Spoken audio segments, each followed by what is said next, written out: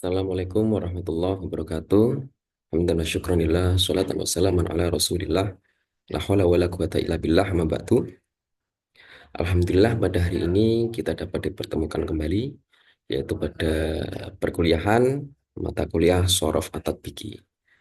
Pada pertemuan sebelumnya kita telah sampaikan bahwasanya Shorof Tatbiki ini tidak hanya membahas berkaitan dengan perubahan suatu lafadz dari lafadz satu menjadi lafadz yang lain dengan makna yang berbeda-beda. Akan tetapi fokusnya adalah bagaimana penerapan ataupun implementasi dari lafadz tersebut dalam suatu kalimat.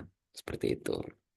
Nah, untuk pada hari ini kita akan berfokus pada pembahasan materi tasrif istilahi, kemudian bina dan sighot. Seperti itu. Baik, eh, apa pengertian daripada tasrif itu sendiri? Jadi tasrif itu sendiri adalah perubahan kata ya, perubahan kata ataupun perubahan suatu kata menjadi kata yang lain. Seperti itu. Misalkan dalam kitab tasrif itu eh, ada lafadz nasoro ya, nasoro. Nah, nasoro itu kan fi'il madi, kemudian berubah lagi menjadi yansuru, kemudian berubah lagi menjadi nasron, wa mansoron, dan seterusnya. Nah, itu adalah pengertian daripada tasrif. Intinya adalah perubahan dari satu lafadz menjadi lafadz yang lain dengan makna yang berbeda-beda disesuaikan dengan konteks ataupun kebutuhan dari kalimat yang kita buat ataupun kalimat yang kita susun. Itu tasrif. Nah, kemudian tasrif istilahi itu sendiri, kalau tasrif istilahi itu adalah tasrif yang dia itu tidak apa, tidak digandengkan, ya, tidak digandengkan ataupun tidak disertai dengan domair. Nah, inilah perbedaan daripada tasrif istilahi kemudian dengan tasrif lughawi. Kalau tasrif lughawi itu sangat erat kaitannya dengan domir ataupun kata ganti seperti itu. Nah, kalau tasrif istilah ya tadi nasoro yansuru nasron wa mansoron fahuwa nasirun wa dzaka mansurun unsur latansur mansorun mansorun minsorun. Nah, itu adalah perubahan eh, terkait dengan tasrif ya, tasrif yang fokusnya adalah tasrif istilahi. Nah, tasrif istilah itu sendiri bentuknya ya, bentuk daripada lafadznya itu ada satu fi'il madi. Nah, fi'il madi itu sendiri adalah kata kerja yang menunjukkan makna lampau. Ya, artinya kata kerja yang menunjukkan makna lampau atau yang telah dilakukan. Contohnya adalah nasoro. Nah, nasoro itu adalah fi'il madi. Nah, kemudian di sini ada fi'il mudhari. Fi'il mudhari itu fi'il yang atau kata kerja yang disertai dengan zaman atau waktu. Nah, waktunya itu ada dua, hal wal mustakbal. Kalau hal itu sedang dilakukan, kalau mustakbal itu akan dilakukan, itu fi'il mudhari. Nah, kemudian di sini ada masdar ya. Dalam tasrif itu ada masdar. Contohnya adalah nasron wa mansoron. Jadi masdar itu ada dua. Nasron wa mansoron. Ada masdar mim dan masdar wairu mim. Ya, masdar mim dan masdar wairu mim. Kemudian lanjut di sini ada isim fa'il. Nah, isim fa'il itu adalah isim yang dibaca rofa. Isim yang dibaca rofa yang secara arti atau maknanya adalah sebagai pelaku. Nah, kalau kita mengikuti apa namanya tadi mauzun dari nasoro, maka bentuk daripada isim fa'ilnya adalah nasirun. Nah, kalau isim maf'ul itu adalah isim yang dibaca nasab. Nah, bentuknya apa dari nasoro? Bentuknya adalah mansurun, ya, mengikuti wazan maf'ulun. Kemudian ada fi'lul amr. Nah, fi'lul amr ini adalah kata kerja yang menunjukkan makna perintah, seperti itu. Contohnya adalah unsur, ya, unsur.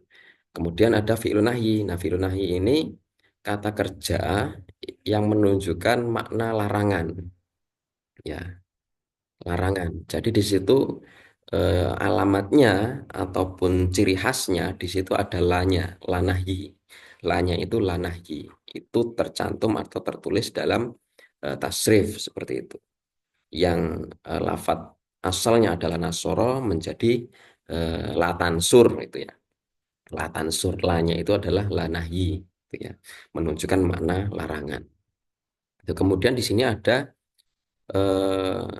isim zaman. Ya, isim zaman itu adalah isim yang menunjukkan atau terikat dengan waktu. Contohnya adalah mansorun. Ya, mansorun mengikuti wazan maf'alun. Nah, kemudian isim makan. Nah, sebenarnya isim makan ini untuk wazannya sama dengan wazan isim zaman. Mansorun juga mengikuti wazan maf'alun. Akan tapi di sini berbeda dengan isim zaman. Kalau isim makan ini menunjukkan makna tempat. Seperti itu. Nah, yang terakhir di sini ada isim alat. Nah, isim alat ini isim yang menunjukkan alatnya. Nah, kalau kita ambilkan suatu contoh, selain Nasoro itu ada lafat doroba. Nah, itu kan lafat asal doroba. Isim alat daripada doroba itu apa? Midrobun. Midrobun itu adalah alat untuk memukul. Nah, nah, ini adalah bentuk-bentuk daripada tasrif istilahi seperti itu ya, tasrif istilahi. Nah, kita lanjutkan. Nah, secara singkat bahwa tasrif istilahi itu adalah perubahan kata yang didasarkan pada perbedaan bentuk katanya. Nah, ini sebagai contoh ya doroba. Nah, doroba itu adalah lafat asalnya ya doroba menjadi ya tribu dorban wa madroban fahuwa doribun wa taka madrubun idrib la tadrib madrubun madrubun midrobun. Ini adalah bentuk contoh ya tasrif istilahi seperti itu. Nah, setelah kita selesai membahas berkaitan dengan tasrif istilahi, kita lanjutkan pada materi bina. Nah, bina itu apa? Bina itu secara bahasa adalah bangunan. Ya, bangunan. Jadi di dalam tasrif itu ada bina, ada beberapa bina ya, atau bangunan ya. Tuh. Jadi bina itu sendiri adalah suatu lafat atau kata ya, yang difokuskan pada analisa ya, pada analisa apakah lafaz tersebut itu sahih ataupun lafaz tersebut itu mengandung harful ilat. Harful ilat itu ya terdiri dari tiga huruf itu, alif, wawu, dan ya. Ataupun lafaz tersebut itu terdapat huruf hamzahnya. Nah itu jadi eh, fokusnya bina ya, fokus daripada pembahasan bina itu terkait dengan perbedaan lafaz, apakah itu memang lafaz benar-benar sahih ataupun memang ghoiru sahih ya terdapat lafaz yang ghoiru sahih artinya di situ ada harful ilatnya atau ada harful hamzahnya. Nah, kemudian kita lanjutkan terkait dengan eh, pembagian daripada bina. Nah, pertama di sini ada bina sahih ya. Kalau kita berbicara bina sahih itu artinya seluruh huruf yang ada pada lafaz tersebut itu memang benar-benar sahih. Artinya tidak ada ilat, tidak ada huruf alif, wawu, ya, ataupun tidak ada harful hamzahnya. Memang murni harful sahih. Contohnya di sini adalah nasoro. Di situ ada tiga huruf, nun, sod, dan ro. Nah, tiga huruf itu merupakan harful sahih. Nah, contoh yang lain di sini ada alima, ain, lam, mim, itu harful sahih semua. Kemudian doroba, dot, ro, dan ba. Nah, itu harful sahih semua. Itu yang pertama terkait dengan apa? Bina sahih. Kemudian di sini ada bina misal. Nah, apa itu bina misal? Bina misal itu adalah makana fa'u fi'li harful ilah. Fa fi'ilnya itu berupa harful ilah, ya, berupa harful ilah. Nah, bina misal itu sendiri ada dua, misal wawi dan misal ya'i. Kalau misal wawi ini, maka nafa'u fi'lihi harful ilah. Jadi fa fi'ilnya itu berupa harful wawu, ya. Fa fi'ilnya berupa harful wawu. Jadi ilatnya itu terletak pada harful wawu atau terletak pada fa fi'ilnya. Contohnya adalah wa'ada. Ya, wa'ada mengikuti wazan fa'ala. Kemudian ada misal ya'i. Misal ya'i ini maka nafa'u fi'li harful ya. Jadi fa fi'ilnya itu berupa harful ya. Contohnya adalah yasar. Tuh. Kemudian kita lanjutkan, di sini ada bina mudhoaf. Ya, bina mudhoaf. Bina mudhoaf ini adalah, ya, makana ainu fi'lihi wala mufi'lihi, ya. Jadi ain fi'il dan lam fi'ilnya itu hurufnya sejenis, ya. Hurufnya sejenis. Contohnya di sini adalah madda. Tanda daripada mudhoaf itu adalah tasdid itu sendiri. Nah, madda itu asalnya adalah madada. Ya, asalnya adalah madada. Madda asluhu madada. Ya. Sukinat dalul ula li ajli syartil idgham fasoro madda. Ya, jadi ini kita berbicara iklal, ya. Iklal itu membicarakan atau membahas terkait dengan asal usul perubahan kata atau perubahan lafadz. Ya, tadi dari madda, ya, madda asluhu madada sukinat dalul ula li ajli syartil idgham. Jadi dal yang pertama itu disukun sebagai syarat untuk diidghamkan. Jadi sebelum diidghamkan, maka dal yang pertama itu disukun. Summa udhimat dalul ula fisaniati lil mujanasati fasoro madda. Kemudian dal yang pertama itu diidghamkan kepada dal yang kedua. Mengapa kok diidghamkan? Karena hurufnya sama, satu jenis. Maka menjadi madda. Nah, ini bina mudhoaf. Ya, artinya ain fi'il dan lam fi'ilnya itu hurufnya sejenis. Ya. Kemudian ada bina lafif, ya. Ya, setelah bina mudhoaf di sini ada bina lafif. Apa itu bina lafif? Ya. Bina lafif itu sendiri adalah lafadz yang di dalamnya, ya, lafadz yang di dalamnya terdapat dua huruf ilat. Nah, kemudian bina lafif itu sendiri ada dua, lafif makrun dan lafif mafrud. Nah, apa itu lafif makrun? Ya, lafif makrun itu kalau kita artikan secara mukjami, secara bahasa, makrun itu kan dia bergandengan, ya, bergandengan atau berbarengan. Nah, secara istilah, lafif makrun itu adalah maka ainu fi'lihi wa lamu fi'lihi harful ilah. Jadi ain fi'il dan lam fi'ilnya itu berupa harful ilah. Contohnya adalah syawal. Ya, syawal. Nah, ini contoh daripada lafif makrun, artinya dua ilat, ya, atau dua huruf ilat ini bergandengan, ya, bergandengan. Kemudian di sini ada lafif mafruk. Jadi berbeda dengan lafif makrun. Kalau mafruk itu adalah lawan daripada makrun. Ya, mafruk itu terpisah. Jadi huruf ilatnya itu terpisah dengan adanya huruf soheh. Ya, secara istilah itu adalah maka nafa'u fi'lihi wala mufi'lihi harfun ilah. Contohnya adalah wako, ya, wako, ya, wako itu contohnya.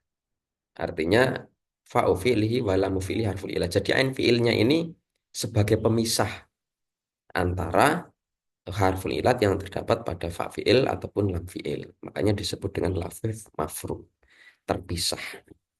Nah, itu. Oke, kita lanjutkan. Di sini ada bina nakis, ya, bina nakis. Nakis itu secara arti itu kurang gitu, ya. Kemudian secara istilah di dalam ilmu shorof itu maka lam fi'lihi harful ilah. Jadi lam fi'ilnya itu berupa harful ilah. Nah, bina nakis itu sendiri itu ada dua, nakis wawi dan nakis yai. Nah, nakis wawi itu maksudnya adalah makana, ya, makana lamu fi'lihi harful ilah atau harful wawu. Jadi lam fi'ilnya itu berupa huruf wawu. Gitu, ya. Contohnya adalah goza. Nah, mana huruf wawunya? Nah, sedangkan di sini hurufnya adalah ghain, zai, dan alif. Nah, ya, sorof itu kan berbicara terkait dengan asal usul kata, yang mana di dalamnya ada pembahasan, ya, kalau kita sebut itu adalah iklal, ya, iklal. Pembahasan asal usul kata. Ghoza itu aslinya Ghozawa atau asalnya adalah Ghozawa.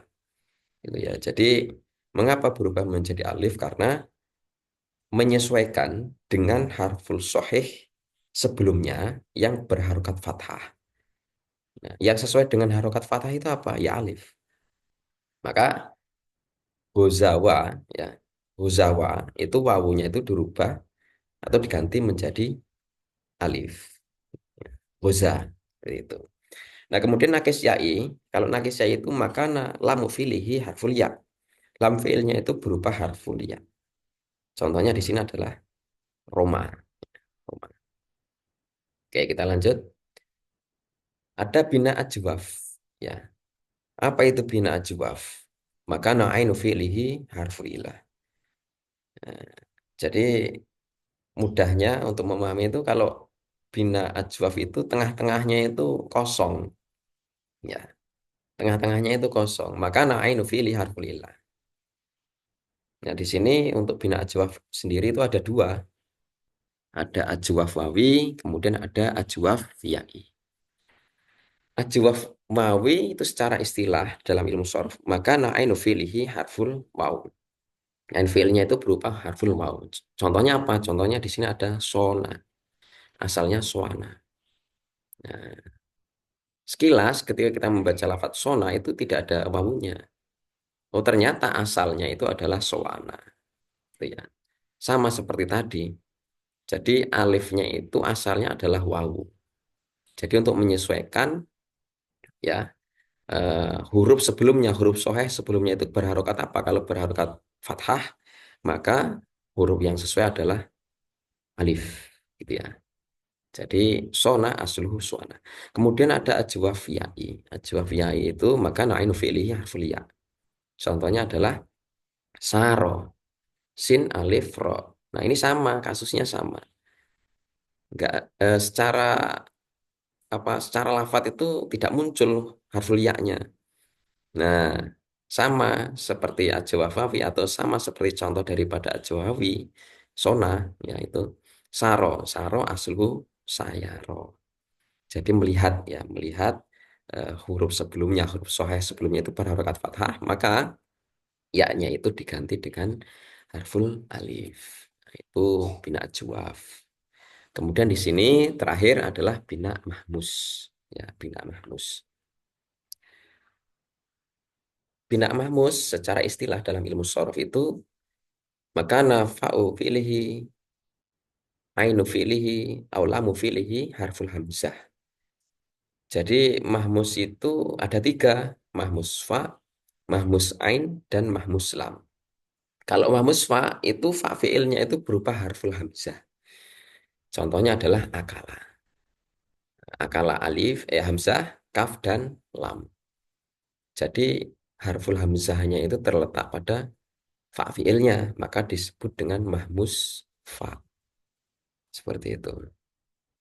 Nah, kemudian di sini ada mahmus ain. Maka ainu fi'lihi harful hamzah. Ain fi'ilnya itu berupa harful hamzah. Itu ya, sin, hamzah, dan lam. Kemudian ada mahmus lam. Nah, jadi hamzahnya ini terletak pada lam fi'il. Maka disebut dengan mahmus lam. Oke. Yang terakhir, materi terkait dengan sihot. Nah, sihot itu adalah suatu bentuk ya. Jadi ketika kita membahas tasrif, yang namanya sehot itu adalah bentuknya, ya bentuknya. Jadi kan yang namanya sorof itu adalah perubahan dari satu lafadz menjadi lafadz yang lain. Jadi itu isinya adalah bentuk-bentuk, perubahan bentuk dari lafadz asal menjadi lafadz yang berubah-ubah sesuai dengan konteksnya atau makna-maknanya. Dari nasoro, dari sehot fi'il madi menjadi sehot fi'il mudhari dan seterusnya. Itu sehot. Artinya sorof itu adalah perubahan bentuk yang mana erat kaitannya dengan segot atau bentuk itu sendiri. Baik teman-teman sekalian, demikian materi yang dapat saya sampaikan. Semoga bermanfaat. Kurang lebihnya mohon maaf. Hadana wa yakum minkum wallahu muwaffiq ila aqwamit thoriq. Wassalamualaikum warahmatullahi wabarakatuh.